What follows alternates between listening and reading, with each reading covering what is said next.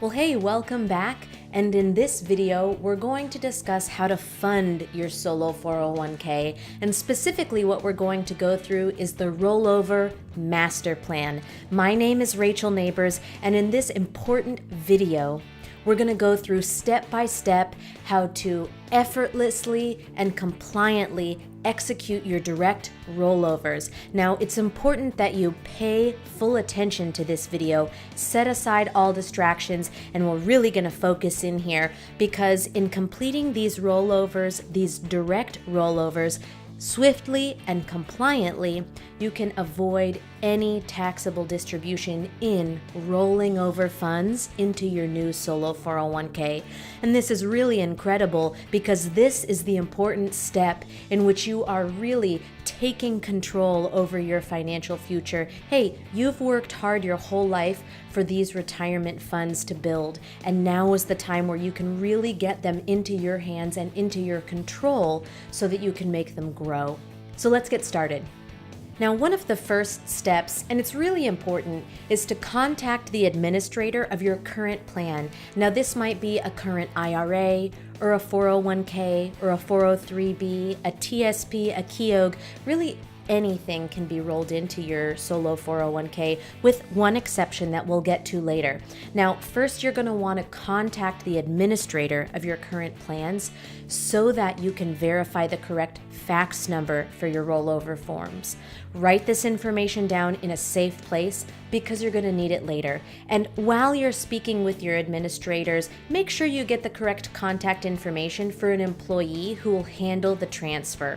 Always write down contact telephone numbers and names or badge numbers. While you're on the phone, maybe even ask about the turnaround time for an administrator to process your rollover and send the outgoing rollover checks. This is going to help you plan in case you have any investment deals you've got your eye on.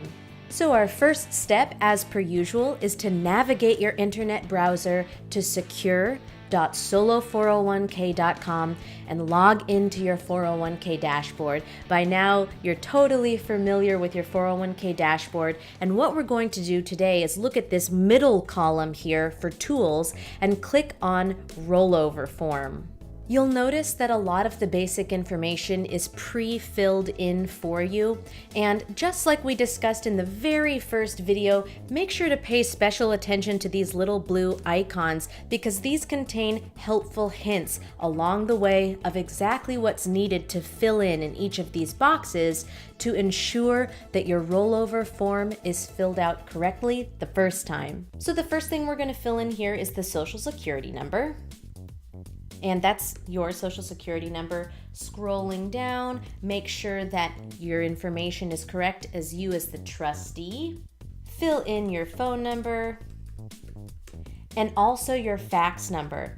Now, I know that fax numbers and fax machines are so 1995, but the reality is that most plan administrators still use this technology to send and receive rollover forms. So if you don't have a fax number, then you can easily get one by clicking on the link right here in your rollover form, which is going to take you to a website called eFax. Now, we're not affiliated with eFax or anything. We just find that they're super easy to use and they actually have a free fax number.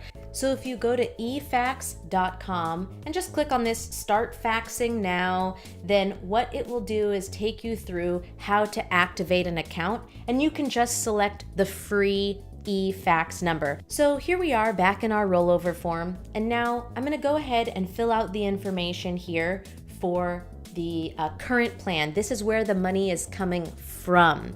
Now you'll select the account type, and this is where it'll be something like IRA, 401k, 403b, etc. So I'll go ahead and fill in this information. Enter in your current account number and enter in the amount that's going to be rolled over into your new 401k. The easiest way to fill in this section is to grab your current statement from the plan where your money is now. Then you can find the account type, like we said before, IRA, SEP, 401k, 403b, etc. You'll have the administrator name, the mailing address, and your account right there. Once this section is filled in, you can just click Submit.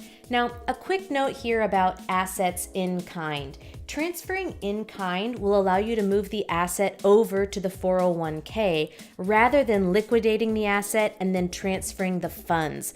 This is going to be not applicable to most people, so leave this area blank if you are not transferring assets in kind.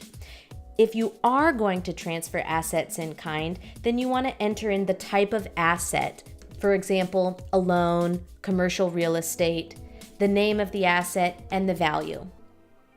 But again, for most people, this in-kind section is going to be left blank. So we're going to review the information, make sure everything is looking good, and then we're going to click Submit. Now, an important thing to note is, once you click Submit, the rollover form will be put on your dashboard. The rollover form is not sent directly to the administrator. So once you click Submit, the rollover form will appear on your dashboard, and then you can download that document and prepare to send it to your current administrator. And as we can see here back at our 401k dashboard, we've got in the right-hand column in the Documents column, our first transfer form. Once you click on this link, it will begin an automatic download of that transfer packet. So let's open it up and have a look. So here we are on page 1 of the transfer packet. You can see that this is a packet that's been prepared for my IRA administrator.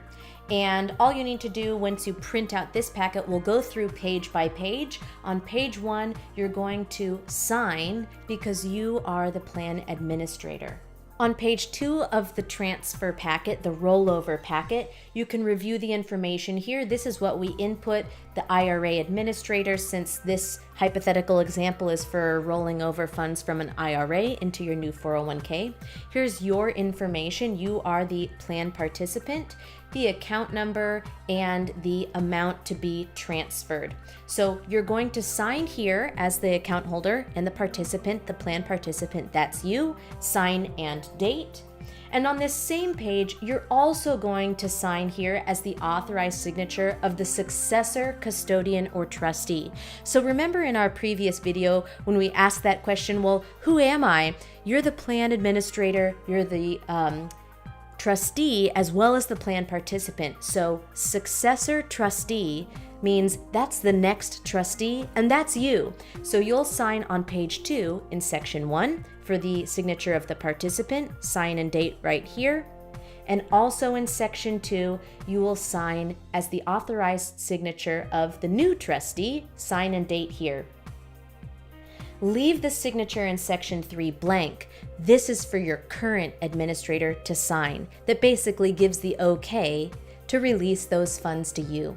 The third page just gives some very important and helpful notes to your current administrator. The most important here is that this transfer is not a taxable distribution. This is a direct rollover into your new 401k, and no taxes should be withheld. The following pages are going to take your current administrator through exactly how to fill out the 1099-R form for reporting a direct rollover, and they even give your current administrator an example 1099 so that it can be filled out correctly.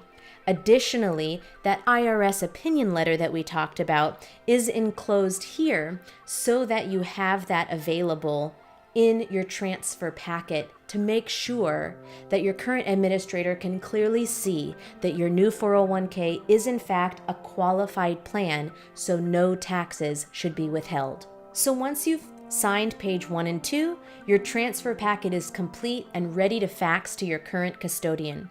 You're going to want to send the entire transfer packet, all 7 pages, to your current custodian who has your funds. And make sure to take note of what time you sent the fax. It might be helpful to print a fax confirmation page for your records, or if you're using eFax, then you'll send the transfer packet as an attachment in an email, and you'll receive a transmission submission via email as well. And this is great to have for your records so that you can execute this rollover quickly. Let's touch base on a few frequently asked questions about rollovers.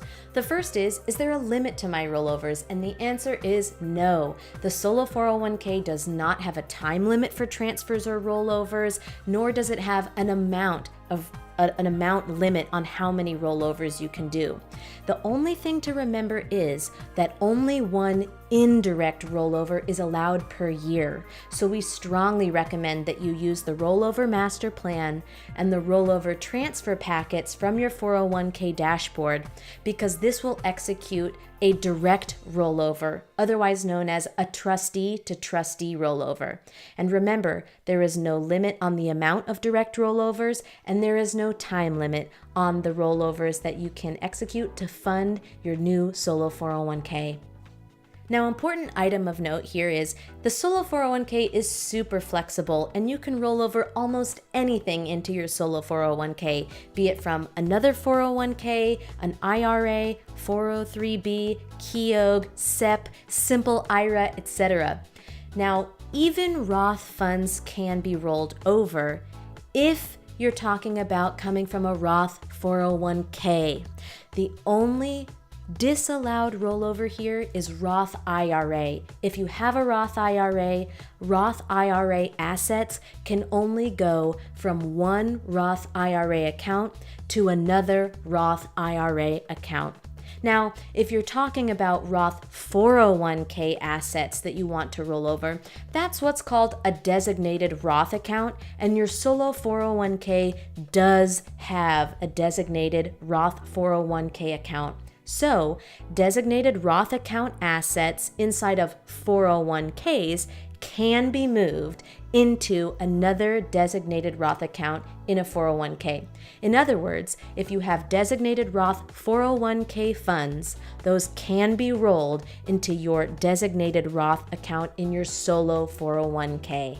You might be wondering, what if my current custodian says I have to use their forms? Well, even if your existing custodian or administrator insists that you fill out their forms, you should still submit the transfer packet from your 401k dashboard so that your current administration has proper step-by-step instructions on handling the transfer, as well as they're going to now have the documentation in hand proving that your Solo 401k is an IRS-approved qualified plan. So bottom line, even if your current administrator says you have to use their forms, use their forms and send in your 401k transfer packet from your dashboard in as well.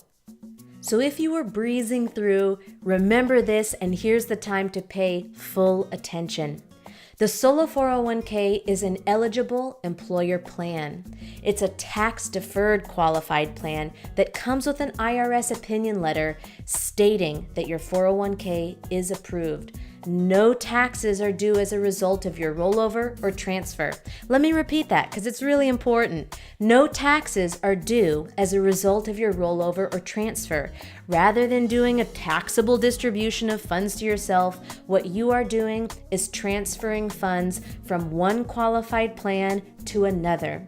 There is a trust that is set up to hold the assets of your Solo 401k plan. And what this means is that a rollover check should be made payable to the trust of the rollover transfer. That means the check is not made out to you, it is made out to the 401k trust. Your business is technically the administrator, meaning that you as the owner are signing as the administrator. And similarly, the financial institution that's going to provide a bank account for your trust is not the administrator or the receiving party. And that's why we'll get to in the next video who to send the rollover check to. But the important takeaway here is that the rollover check should be made payable to the trust. And all of this information is included in your transfer packet, so you'll have this in a neat and tidy packet to hand and send along to your current administrator. Now, the trust name, along with most of the information you might need to know about the plan and trust, can easily be found in the first few pages of your adoption agreement. Your business is the adopting employer and the administrator of your plan. Just so that you know, for separation, the bank where you have the checking account for your 401k trust is not the administrator. The bank is not the fiduciary of your retirement account. The bank is only supplying a deposit account for your Solo 401k trust because you are the plan administrator and you are the plan participant and you are the plan trustee. Now, some administrators might ask for the plan number of your Solo 401k, and you can find the plan number in the adoption agreement in your 401k packet. If you have multiple rollovers, then all you need to do is go back to your 401k dashboard and click on the rollover form and start the next rollover packet. So this time we will fill out the rollover form for a 401k administrator.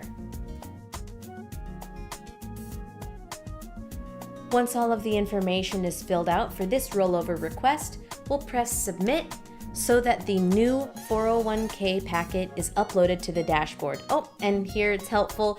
The software is designed so that it can check for errors to make sure that everything is input correctly. I can see here that I forgot to type in the trustee telephone number, so I'll input that now. And now that's all input. We'll press submit, and our transfer document is created and now on the dashboard. And you can see here that we now have two transfer packets created, one for the IRA administrator and one for the 401k administrator. So that wraps up our rollover master plan. The biggest takeaway here is to use the transfer packet that's been specifically prepared for you from your 401k dashboard when initiating your rollovers. Everything that your current administrator will need to prove that your 401k is a qualified plan is enclosed within that transfer packet. And by using the transfer packet from your 401k dashboard, your rollovers can be a snap. So in our next video, we'll talk about how to document that you've received your rollover funds. I'll see you in the next video.